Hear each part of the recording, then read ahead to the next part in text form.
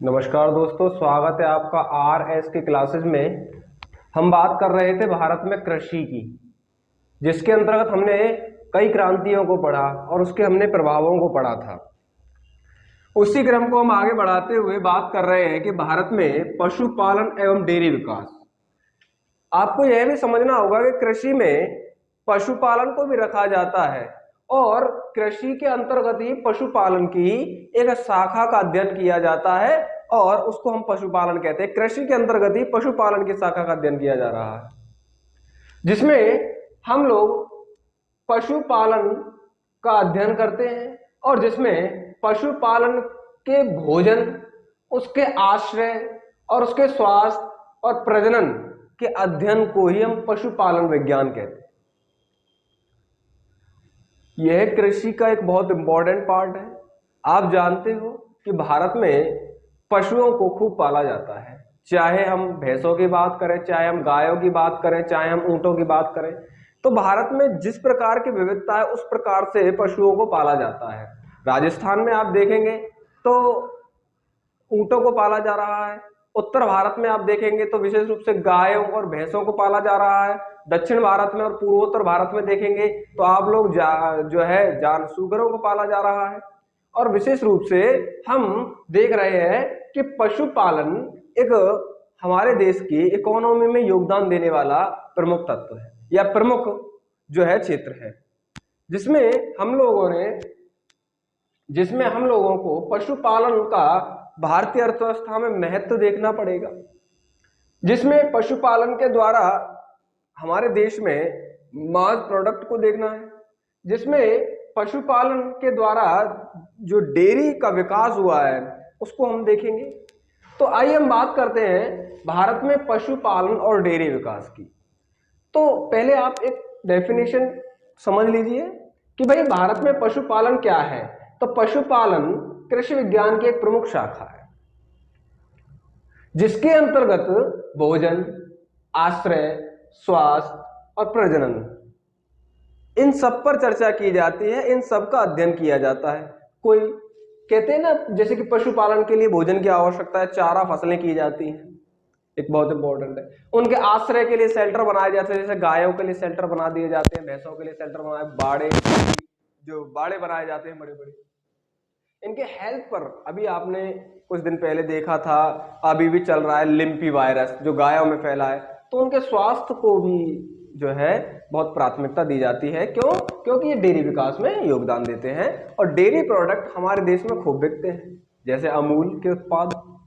और प्रजनन, तो आपने देखा होगा कि प्रजनन के लिए हम लोग मुर्रा नस्ल का प्रयोग करते हैं, इसके अलावा हम लोग जो है साहीवाल नस्ल का प्रयोग करते हैं। तो प्रजनन क्लोन बछड़ों का निर्माण किया जा रहा है।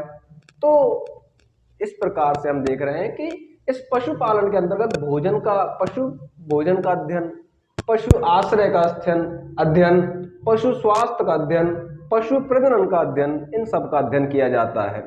आइए हम बात करते हैं कि भाई पशुपालन से संबंधित कुछ बातें हैं जो आपको सीखनी चाहिए। जैसे कि भाई पशुपालन भारतीय अर्थव्यवस्था में योगदान देता है। जैसे मैंने अभी आपको बताया कि जो पशुपालन है वह भारतीय अर्थव्यवस्था में योगदान देता है। कैसे देता है? जैसे डेयरी का विकास हुआ और हमारे देश में दूध प्रति घर में जाता है, चाहे उसको 250 ग्राम की आवश्यकता हो, आधा लीटर की आवश्यकता हो। तो आपको पता होगा कि वैश्विक स्तर पर सबसे ज्यादा हम दुग्ध का उत्पादन करते हैं और दूध हम लोग पैदा करते हैं, उत्पादन करते हैं और उसकी खपत भी हम ही कर लेते हैं। जैसे 320 प्रति ग्राम एक प्रति व्यक्ति, भारत में 320 प्रति व्यक्ति जो है ग्राम का हम प्रयोग करते हैं। एक व्यक्ति 320 जो है ग्राम दूध का प्रयोग करता है भारत में, यानी डिवाइडेशन जब हम करते हैं। ऐसा नहीं है कि विभिन्न क्षेत्रों में, अब राजस्थान का अलग होगा, उत्तर प्रदेश का अलग होगा, अलग बातें हैं इसमें। लेकिन भारतीय अर्थव्यवस्था में योगदान देता है 4% का। कितना? 4% का योगदान दिया गया है इसके द्वारा देश में।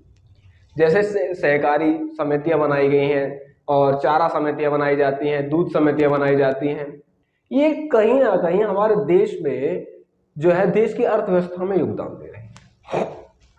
अगर हम पशुपालन की बात करें तो अंग्रेजों के जमाने में ही पशु गणना जो है शुरू हो गई थी हमारे देश में और 1919 में, अब 1919 में जब पहली बार पशु जनगणना हुई तो देश में वह आजादी से पहले ब्रिटिश काल का चरण था और इस समय जो था वह लॉर्ड चेम्सफोर्ड था।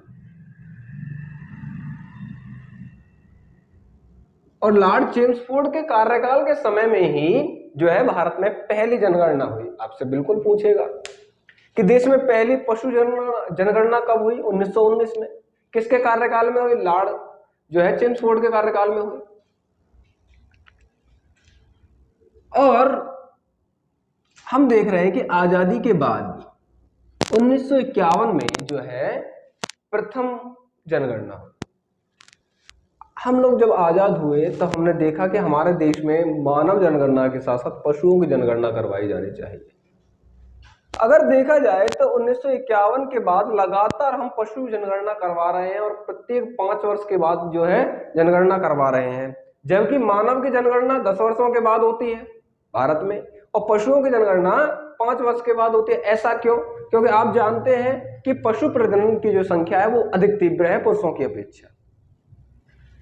अगर बात करें तो हर वर्ष 5 वर्ष के बाद की जाती है, जो मैंने लिखा है वो आपको बताया है। इसके अलावा अगर 2017 की बात करें तो 20वीं पशु जनगणना का आयोजन किया गया और उसके बाद हमने देखा कि 2022 में 21वीं पशु जनगणना का आयोजन किया गया और जिसके अनुसार उत्तर प्रदेश जो है देश में प्रथम राज्य है जहां सबसे ज्यादा पशु। उत्तर प्रदेश न केवल पशुओं के मामले में आ गया बल्कि दुग्ध उत्पादन के मामले में भी आ गया। भारत में भैंसों की नस्लें भी पाई जाती है जिसमें प्रमुख रूप से मुर्रा एक बहुत महत्वपूर्ण नस्ल है और जो बहुत ज्यादा दुधारू है। यह 18 से 20 लीटर दूध देती है और हरियाणा में पाई जाती है। हरियाणा में भी रोहतक, गुरुग्राम, हिसार इन क्षेत्रों में इस मुर्रा नस्ल को खूब देखा जाता है। और मुर्रा अर्थात जो इसके सींग मुड़े हुए, तो सबसे महत्वपूर्ण जो है मुर्रा है और यह हरियाणा में पाई जाती है। इसके बाद अगली है मेहसाणा। मेहसाणा भी एक भैंसों की नस्ल है और गुजरात में पाई जाती है और मेहसाणा जिले में पाई जाती है और 12 से 25 लीटर दूध देती है औसत। और इसके अलावा देखा जाए तो एक और है जो गुजरात में ही पाई जाती है, इसका नाम है जाफराबादी। जाफराबादी गुजरात के गिरिवनों में पाई जाती है और यह भी औसत एवरेज 12 से 15 लीटर दूध देती है। और एक बहुत महत्वपूर्ण फसल है जो आपके क्षेत्र में पाई जाती है, बदावरी नस्ल। ये बदावर वाले क्षेत्र में पाई जाती है। आगरा का जो बदावर क्षेत्र है वहां पाई जाती है और दुधारू फसल है और यह भी 12 से 18 लीटर का दूध देती है। और इसके अलावा एक है नीली रावी। तो नीली रावी पंजाब के फिरोजपुर में जो है नस्ल देती, जो है पंजाब के फिरोजपुर में पाई जाती है नीली रावी। इसकी आंखें कुछ नीली प्रकार की होती है इसलिए हम इसको नीली रावी कहते हैं। तो जब हम देख रहे हैं कि इस प्रकार की जो भैंसों की नस्लें, गायों की नस्लें पाई जाती हैं, तो हमारे देश में स्वाभाविक सी बात है कि दूध का उत्पादन भी खूब होगा, लेकिन ऐसा नहीं है। दूध को उत्पादन को बढ़ावा देने के लिए हमने श्वेत क्रांति को जन्म दिया। श्वेत क्रांति, हम इस टॉपिक पर चर्चा करने से पहले आपको मैं बातें बता दूं कि श्वेत क्रांति ने न केवल हमारे देश में डेयरी विकास में अहम योगदान दिया बल्कि दूध को अर्थव्यवस्था का एक अंग बना दिया। जहां आजादी के बाद हम दूध का महत्व नहीं समझ रहे थे, लेकिन 70 के दशक तक आते आते डॉक्टर वर्गीज कुरियन ने जो है दुग्ध के उत्पादन को बढ़ावा देने के लिए कई प्रकार की जो है पहले स्टार्ट की कि दूध को कैसे संरक्षित किया जाए, दूध को